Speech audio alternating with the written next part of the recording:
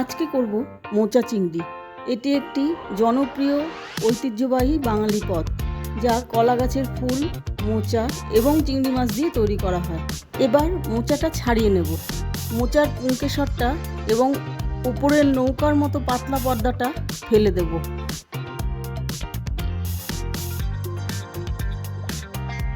যখন মোচার একদম ভেতর দিকে কাটবো, তখন আর কিছু না ফেলে একদম কচি অংশটা ভালো করে কুচিয়ে নেব।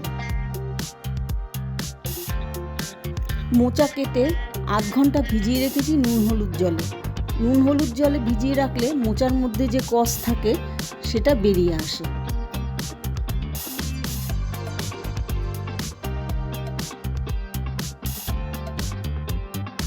এবার চিংড়ি মাছের খোসা ছাড়িয়ে নেব।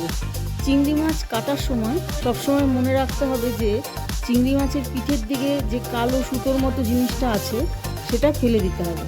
মাছগুলোকে ভালো করে ধুয়ে নুন হলুদ মাখিয়ে নিয়েছি। এখানে নিয়েছি গোটা গরম মশলা, গোটা জিরে, শুকনো লঙ্কা, গরম মশলা গুঁড়ো, 1 চামচ কাশ্মীরি লঙ্কার গুঁড়ো, জিরে গুঁড়ো, আদা বাটা, রসুন বাটা, টমেটো পেস্ট, কাঁচা লঙ্কা কুচি আর নারকেল কোড়া।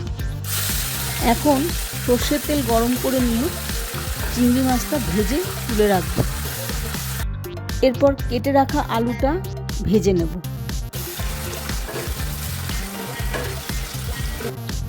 এরপর তেলে দিয়ে দেব শুকনো লঙ্কা, গোটা গরম মশলা, গোটা জিরে, তেজপাতা, একটু ভেজে নারকেল কোড়া দিয়ে দিলাম।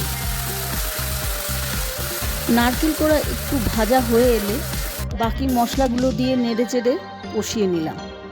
এরপর সিদ্ধ করে রাখা মোচা দিয়ে একটু কষিয়ে নিয়ে ভেজে রাখা আলু ও চিংড়ি মাছ দিয়ে দিলাম।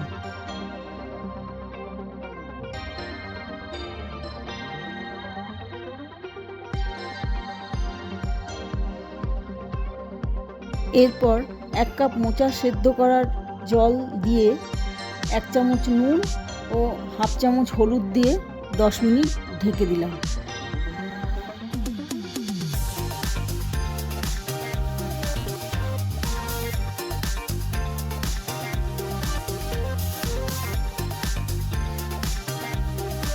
দশ মিনিট পর 1 চামচ ঘি ও 1 চামচ গরম মশলা দিয়ে গ্যাস নিভিয়ে 2 মিনিট ঢেকে রাখলাম।